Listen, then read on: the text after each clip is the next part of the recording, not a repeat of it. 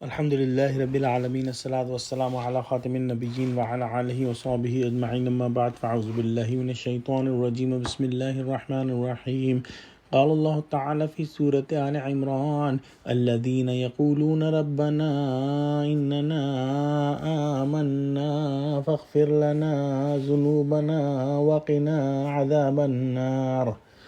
ترجمہ: جو خدا سے التجا کرتے ہیں کہ اے پروردگار ہم ایمان لے آئے سو ہم کو ہمارے گناہ معاف فرما اور دوزخ کے عذاب سے محفوظ رکھ۔ پچھلی آیت کے اندر ہم نے اہل تقوی کا آخرت میں انعام پڑھا اور ان کا سب سے بڑا انعام اللہ سبحانہ و تعالیٰ کی رضا ہے۔ اس آیت کے اندر اللہ سبحانہ و تعالیٰ نے فرمایا کہ وہ لوگ یوں دعا کرتے ہیں کہ اے ہمارے رب ہم ایمان لے آئے، لہٰذا آپ ہمارے گناہوں کو بخش دیجئے اور ہمیں عذاب دوزخ سے بچا لیجئے۔ اس آیت پر تدبر کریں تو پتہ چلے گا کہ گناہ معاف ہونے کے لیے ایمان لانا شرط ہے، لہٰذا متقین پہلے اپنے ایمان کا اقرار کرتے ہیں، پھر مغفرت کی دعا اور عذاب دوزخ سے محفوظ رکھنے کی دعا کرتے ہیں۔ اگلی آیت میں اللہ سبحانہ و تعالیٰ نے ان خوش نصیب متقین کی اور صفات کو بیان فرمایا: الصابرین والصادقین والقانتین والمنفقین والمستغفرین بالاسحار۔ ترجمہ: یہ وہ لوگ ہیں جو مشکلات میں صبر کرتے اور سچ بولتے اور عبادت میں لگے رہتے اور راہ خدا میں خرچ کرتے اور اوقات سحر میں گناہوں کی معافی مانگا کرتے ہیں۔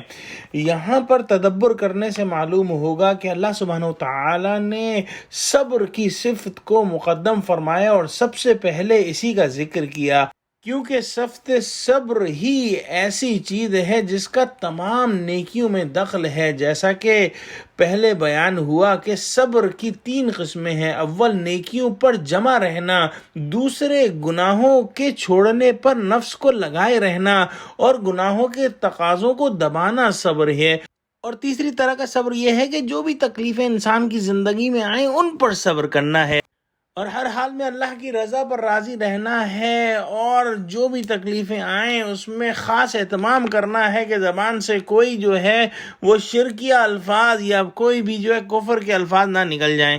مومن کی زندگی میں ہر موقع پر اور ہر عبادت میں، چاہے وہ عبادت مالی ہو یا بدنی، صبر کی ضرورت پڑتی ہے۔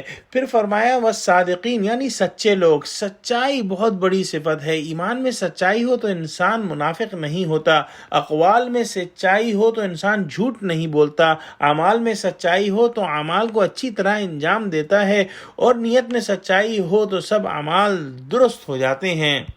حضرت عبداللہ بن مسعود رضی اللہ تعالیٰ عنہ سے روایت ہے کہ رسول اللہ صلی اللہ علیہ وسلم نے ارشاد فرمایا کہ تم سچ کو لازم پکڑو، کیونکہ سچ نیکی کی راہ بتاتا ہے اور نیکی جنت کی طرف لے جاتی ہے، اور انسان برابر سچ کو اختیار کرتا ہے اور اہتمام سے فکر کر کے سچ کو اختیار کرتا رہتا ہے، یہاں تک کہ اللہ کے نزدیک صدیق بہت زیادہ سچا لکھ دیا جاتا ہے۔ اور تم لوگ جھوٹ سے بچو، کیونکہ جھوٹ گناہ گاری کی راہ بتاتا ہے اور گناہ گاری دوزخ کی طرف لے جاتی ہے، اور انسان برابر جھوٹ اختیار کرتا ہے اور دھیان کر کے سوچ کر جھوٹ کو اختیار کرتا ہے، یہاں تک کہ اللہ تعالیٰ کے نزدیک کذاب یعنی بہت زیادہ جھوٹا لکھ دیا جاتا ہے۔ یہ حدیث مسلم و بخاری دونوں میں موجود ہے۔ پھر فرمایا والقانتین، گویا فرما برداری کرنے والے۔ یہ لفظ قنوت سے لیا گیا ہے جس کے بہت سارے معنی ہیں۔ ایک معنی اطاعت اور فرما برداری کرنے کے ہیں۔ اس کے عموم میں ہر طرح کی فرما برداری اور تمام عبادات اور ترک منکرات داخل ہیں۔ پھر فرمایا والمنفقین، اس کے بارے میں بہت بات ہو چکی ہے سورہ بقرہ کے اندر، جو کہ مال خرچ کرتے ہیں، یعنی تقوی اختیار کرنے والے، اللہ سبحانہ تعالیٰ کی رضا کے لیے خرچ کرنے والے ہیں۔ اور آخری صفت یہاں بیان ہوئی والمستغفرین بالاسحار، یعنی پچھلی راتوں میں گناہوں کی مغفرت طلب کرنے والے۔ فجر کی اذان سے پہلے کا وقت استغفار کرنے کے لیے بہترین وقت ہے، اور یہ بات جو ہے سورہ ذاریات میں بھی اس کا ذکر آیا ہے۔ تہجد کی نماز کے وقت بہت اچھا رابطہ اللہ سبحانہ وتعالیٰ سے قائم ہوتا ہے، اور اس وقت مغفرت کی دعا بھی بہت قبول ہوتی ہے۔ دعا کرتے ہیں کہ اللہ سبحانہ وتعالیٰ ہمارے اندر ان تمام اوصاف کو جمع فرما دے۔ آمین۔ وآخر دعوانا الحمدللہ رب العالمین۔ السلام علیکم ورحمۃ اللہ وبرکاتہ۔